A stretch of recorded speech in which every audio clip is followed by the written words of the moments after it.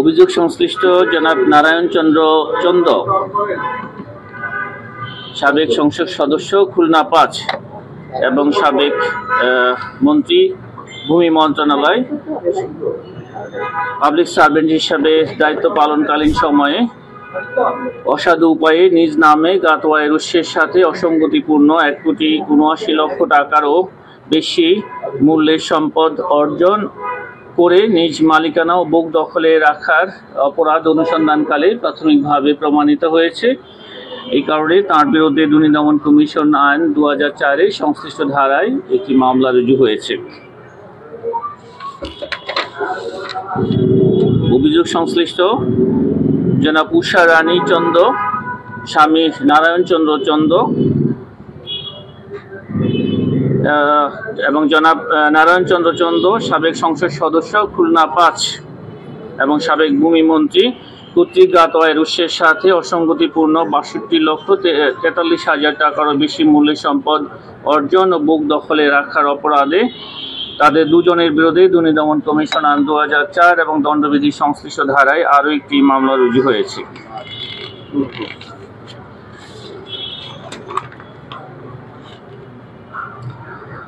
যশোর বিজ্ঞান ও প্রযুক্তি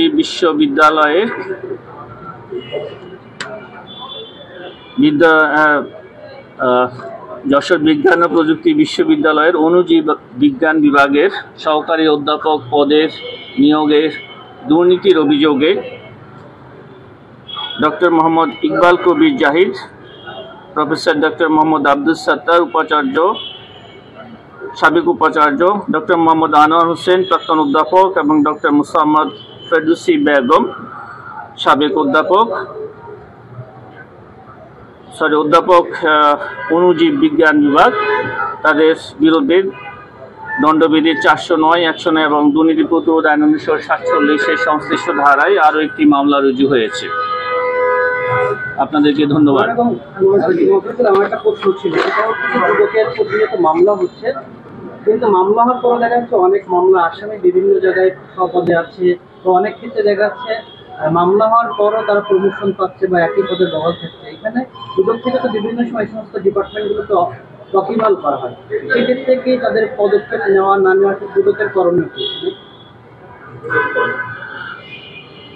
দুর্নীতি দমন কমিশন থেকে কোনো মামলা রুজু হলে এবং মামলা পরবর্তীকালীন সময়ে বিজ্ঞ আদালতে অভিযোগপত্র দাখিল করা হলে সংশ্লিষ্ট সকল দপ্তরকে, অভিযোগ সংশ্লিষ্ট ব্যক্তি যে দপ্তরে কর্মরত আছেন তাদের নিয়োগকারী কর্তৃপক্ষকে এই বিষয়ে অবহিত করা হয়ে থাকে। তারা ব্যবস্থা না নিলে দুদকে কিছু করার থাকে বা নৈতিকভাবে এটাকে কিভাবে দেখেন?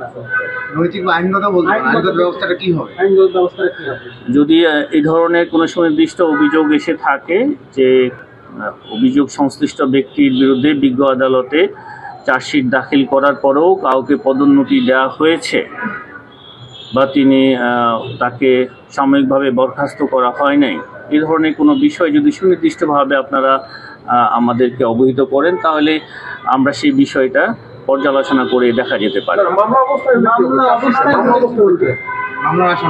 মামলা তদন্তাধীন যদি কোনো বিষয় থাকে, আসলে বিজ্ঞ আদালতে চার্জশিট দাখিল না করা পর্যন্ত এই বিষয়ে আমরা শুধু প্রাথমিক যে তথ্য বিবরণী অর্থাৎ মামলা রুজু হয়েছে এই বিষয়টা আমরা সংশ্লিষ্ট দপ্তরকে অবহিত করা হয়, কিন্তু তদন্ত শেষে যদি চার্জশিট দাখিল করা হয় সেই ক্ষেত্রে কিন্তু বাধ্যতামূলক হয়ে যায় তাকে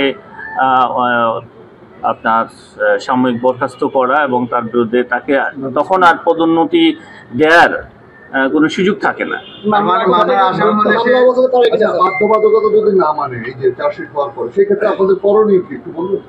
যদি এই ধরনের কিছু সুনির্দিষ্টভাবে যদি থাকে সেই ক্ষেত্রে আমরা কি ধরনের আইনে কি যে সুযোগ, যে ব্যবস্থা নেওয়ার সুযোগ আছে সেগুলি আমরা বিশেষ করে এই ধরনের ক্ষেত্রে যদি ইচ্ছাকৃতভাবে আপনার প্রশাসনিক কোনো ব্যবস্থা তারা যদি না নিয়ে থাকে সংশ্লিষ্ট কর্মকর্তার বিরুদ্ধে ডিপার্টমেন্টাল প্রসিডিংসের এখানে সুযোগ আছে।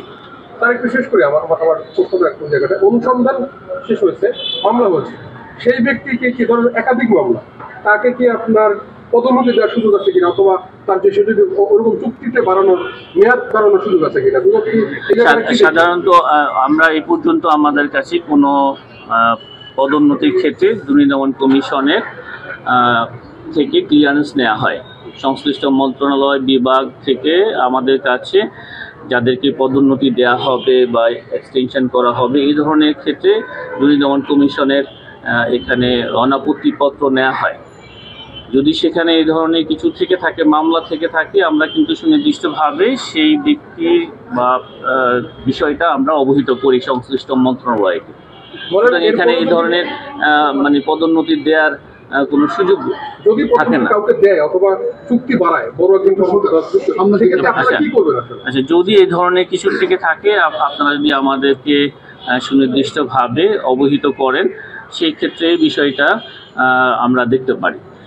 আপনারা আমাদেরকে দয়া করে জানান যে মামলা থাকা সত্ত্বেও কোনো ব্যক্তিকে এই ধরনের, তো একটা বিষয় এখানে থাকে যে মামলা হলেও যতক্ষণ পর্যন্ত না তার বিরুদ্ধে আসলে তদন্ত শেষে বিজ্ঞ আদালতে চার্জশিট দাখিল না করা হয়ে থাকে তখন একটা এই ধরনের সুযোগ থাকে।